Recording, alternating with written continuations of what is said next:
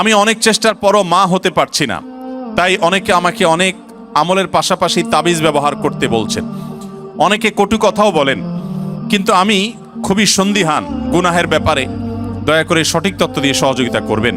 বোন ফারজানা প্রশ্ন করেছেন, দেখুন, যে সমস্ত বোনের বাচ্চা হয় না, আমাদের সমাজে এক শ্রেণীর কুলাঙ্গার, এক শ্রেণীর খারাপ মানুষ আছে যারা ওই মেয়েদেরকে নিয়ে কটু কথা বলে, আছে না নাই? গ্রামাঞ্চলে বিশেষ করে অনেকে আছেন এই সমস্ত বোনদেরকে খোঁচা মেরে কথা বলেন। সন্তান হওয়া না হওয়া এটা কি পৃথিবীতে কোনো মানুষের হাতে? কোনো মানুষের হাতে? সন্তান দেওয়া বা না দেওয়ার মালিক কে?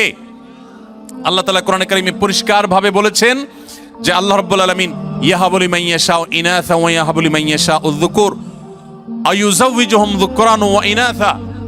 আল্লাহ তাআলা যাকে ইচ্ছা তাকে কন্যা দেন, তাকে যাকে ইচ্ছা তাকে ছেলে দেন। কাউকে আল্লাহ তাআলা দুইটাই দেন, কাউকে আল্লাহ কিছুই দেন না। এটা সম্পূর্ণ আল্লাহর ইখতিয়ার।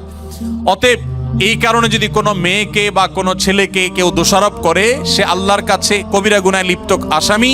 যদি সে মুখে দাঁড়িয়ে থাকে, সে যদি হাজী সাহেব থাকে, সে যদি মসজিদের সভাপতি সেক্রেটারি হয়, সে যদি আলেম ইমাম সাহেব হয়, তারপর সে আল্লাহর কাছে অপরাধী এবং ক্রিমিনাল, বিকজ সে একজন নির্দোষ মানুষকে সে দোষ দেওয়ার চেষ্টা করেছে। এজন্য খবরদার, সন্তান হয় না, সব ছেলে হয় অথবা সব মেয়ে হয়, এজন্য মেয়েদেরকে অথবা ছেলেদেরকে কাউকে কোনো দোষ দেওয়া যাবে না। এটা সম্পূর্ণ আল্লাহর ফয়সালা। এর পাশাপাশি বোন যেটি জানতে চেয়েছেন যে সন্তান না হওয়ার জন্য আপনাকে বিভিন্ন আমলের কথা বলেন, বিভিন্ন আমল আপনি করতে পারেন। কোরআনে কারিমে বিভিন্ন আয়াত আছে, যে আয়াতগুলো আমল করার মাধ্যমে, পাঠ করার মাধ্যমে, সেগুলো পড়ে পানিতে ফু দিয়ে খাওয়ার মাধ্যমে বিভিন্নভাবে সন্তান আল্লাহ তাআলা দান করেছেন।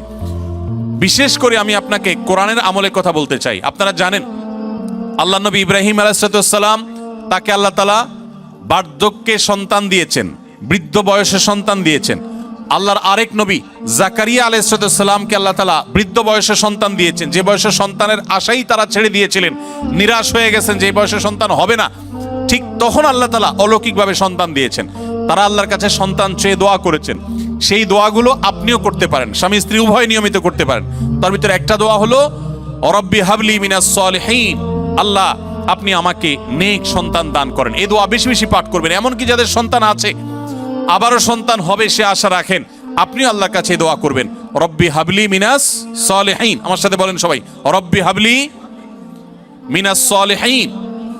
এর অর্থ হলো, হে আল্লাহ আপনি আমাকে নেক সন্তান দান করেন। মনে রাখবেন, আপনার ছেলে মেয়ে, আপনার সন্তান সন্ততি যদি নেক হয়, আল্লাহ ভীরু হয়, তাদের মধ্যে যদি আল্লাহর ভয় থাকে, তাহলে সেক্ষেত্রে এই সন্তান আপনার জন্য সবচেয়ে বেশি উপভোগ্য হবে, আপনার দুনিয়ার জীবনকে জান্নাতে পরিণত করবে, আখিরাত তো আছেই। এই জন্য নেক সন্তান আল্লাহর কাছে সবসময় কামনা করবেন। সন্তান যদি অমানুষ হয়, এর চাইতে বড় দুর্ভাগ্যের আর কিছু হতে।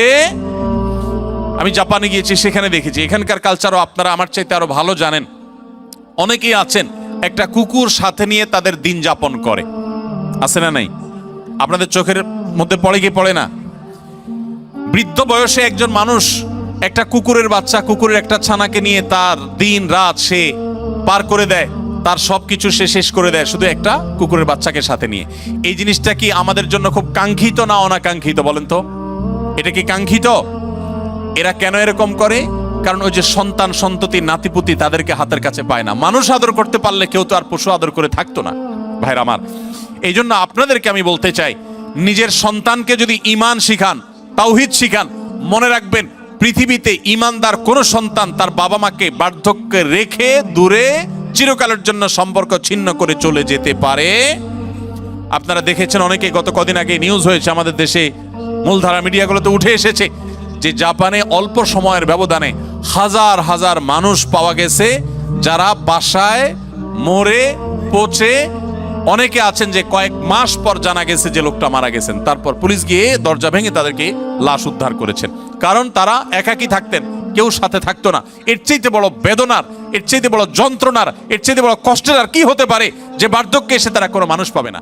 আপনি যদি চান যে আপনার সন্তান সন্ততি মৃত্যুর আগ পর্যন্ত আপনার পাশে থাকবে, আপনাকে আগলে রাখবে, আপনাকে স্নেহ মমতা দিবে, ভালোবাসা দিবে, তাহলে মনে রাখবেন একমাত্র পথ তাদেরকে মুসলমান বানানো, আল্লাহ ভীরু বানানো। আপনি যদি তাদেরকে বিজ্ঞানী বানান, সায়েন্টিস্ট বানান, আপনি তাদেরকে শিক্ষিত বানান, বড় ব্যবসায়ী বানান, বড় পদাধিকারী বানান, কিন্তু ঈমান শিখান নাই, তাওহীদ শিখান নাই, তাকওয়া শিখান নাই, ইসলাম শিখান নাই, আমি শপথ করে বলতে পারি আপনার এই সন্তান আপনার বিপদের কারণ হওয়ার সমূহ সম্ভাবনা আছে। এই জন্য সন্তান নেক হোক আমরা সবাই চাই কি চাই না বলেন? তাহলে দোয়া করতে হবে। যে বোন চেয়েছেন তার জন্য এবং অন্য সবার জন্য বলছি, রব্বি হাবলি মিনাস সলিহিন, বেশি বেশি করে পাঠ করবেন। আরেকটা দোয়া হলো রব্বি লা তাদারনি ফারদা ওয়া আনতা খায়রুল ওয়ারিসিন। বিশেষ করে যাদের সন্তান হয় না তারা এই দোয়াটা বেশি বেশি পাঠ করবেন, রব্বি লা তাদারনি ফারদা, হে আল্লাহ আমাকে একা আপনি রেখে দিবেন না, ওয়া আনতা খায়রুল ওয়ারিসিন, আপনি সর্বোত্তম ওয়ারিস, তারপরও আপনি আমাকে নেক সন্তান দান করুন। এই দোয়ার মধ্যে সেটি চাওয়া হয়েছে। অতএব রব্বি লা তাজারনি ফারদা ওয়া আনতা খায়রুল ওয়ারিসিন এই দোয়া পাঠ করবেন ইনশাআল্লাহ তাআলা। এর বাইরেও আরো বহু দোয়া আছে, রব্বি হাবলি মিন লাদুনকা যুররিয়াতান তাইয়্যিবা, রব্বি হাবলি মিন লাদুনকা যুররিয়াতান তাইয়্যিবা, আল্লাহ আপনার পক্ষ থেকে আপনি আমাকে পবিত্র এবং ভালো সন্তান দান করেন। ইন্নাকা সামিউদ দুআ, আপনি দোয়া শ্রবণকারী।